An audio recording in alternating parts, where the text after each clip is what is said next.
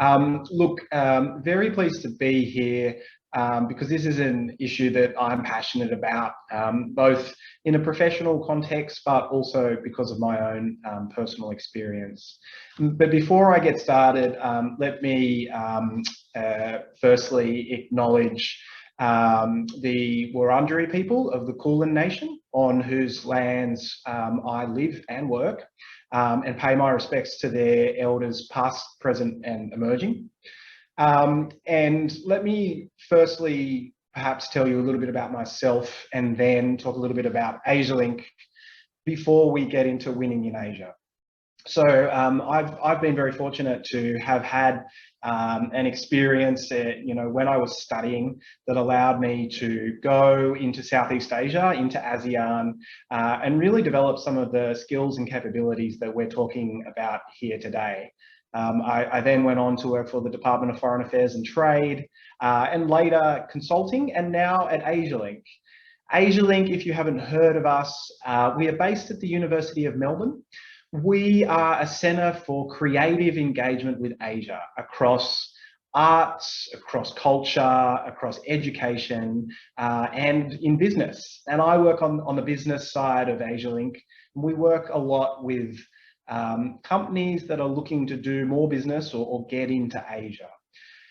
And that's really the focus of what I'd like to talk to you about today, is some work we've done recently called Winning in Asia. So let me share this with you. Now, I don't want to go too much into the detailed statistics around winning in Asia. There is a whole website out there, winninginasia.com.au. And I'm also conscious that we probably want some time for questions. But what I might do is really make two key points. If we're talking about employability, we need to be thinking about the employers. Who are they and what do they want?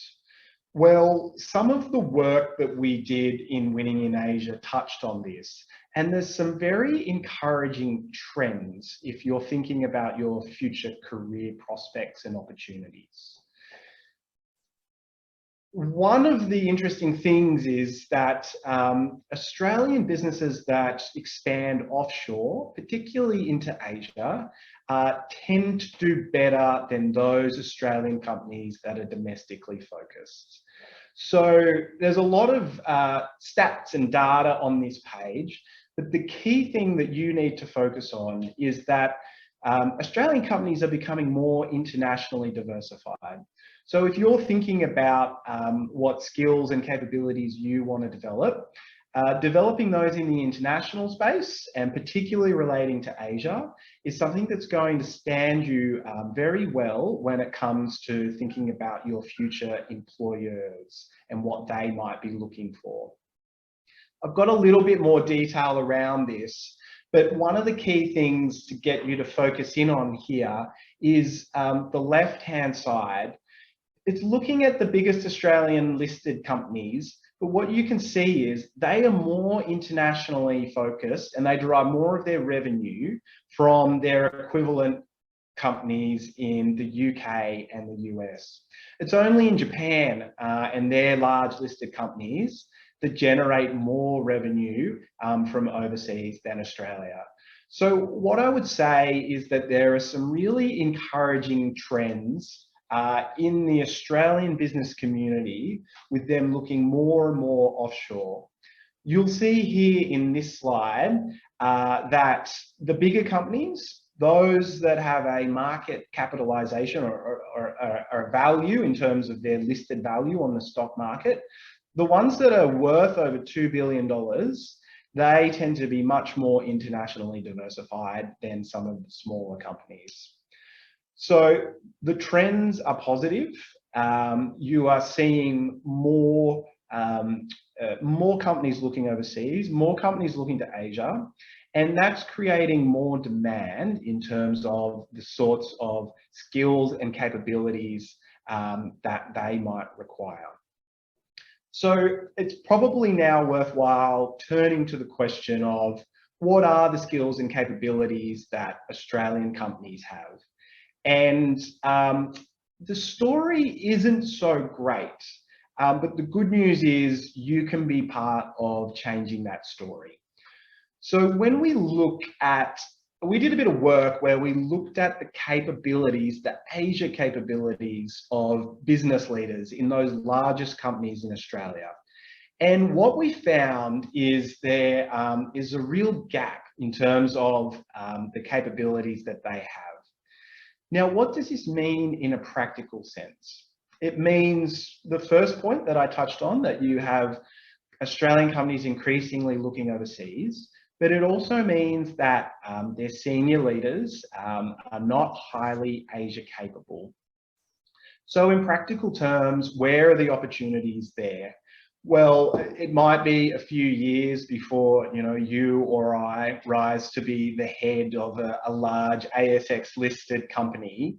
But in the meantime, many of those companies are going to need professional advice and very talented employees to help them navigate a region that they don't necessarily understand as well as they should.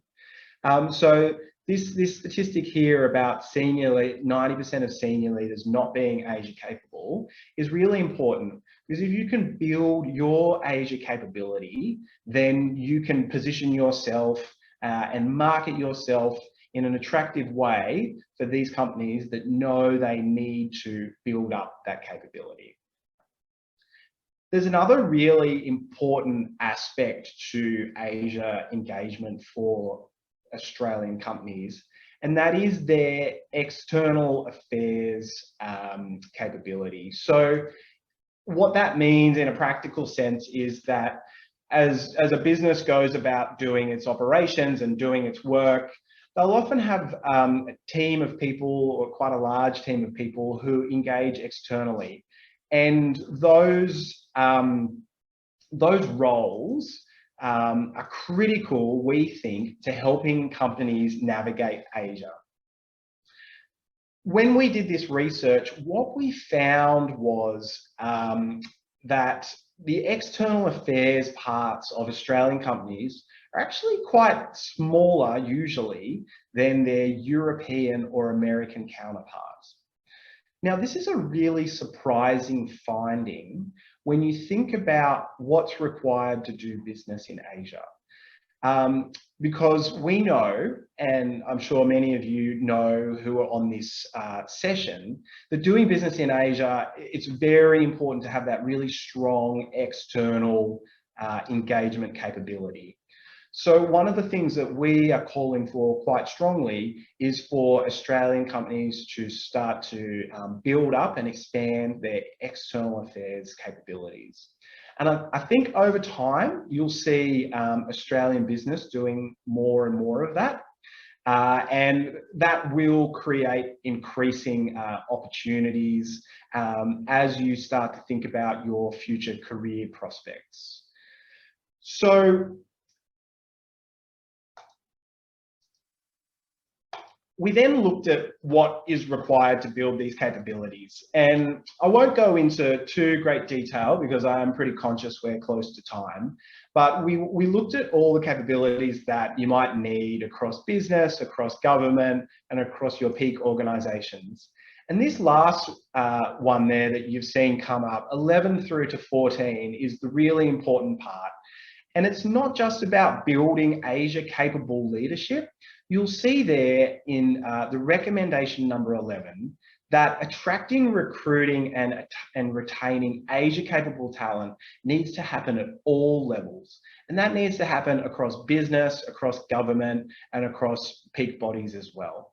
So I think there is a broader push across government, across industry to develop Asia capability. And what that means in practical terms is that there will be increasing opportunities for students and for others who've developed those skills throughout their career and through their study. In that sense, going out into the region, either physically or virtually, is a really important way that you can build your Asia capabilities and increase your employment prospects if you're looking for future work and a career in Australia with Australian companies that are engaged with Asia.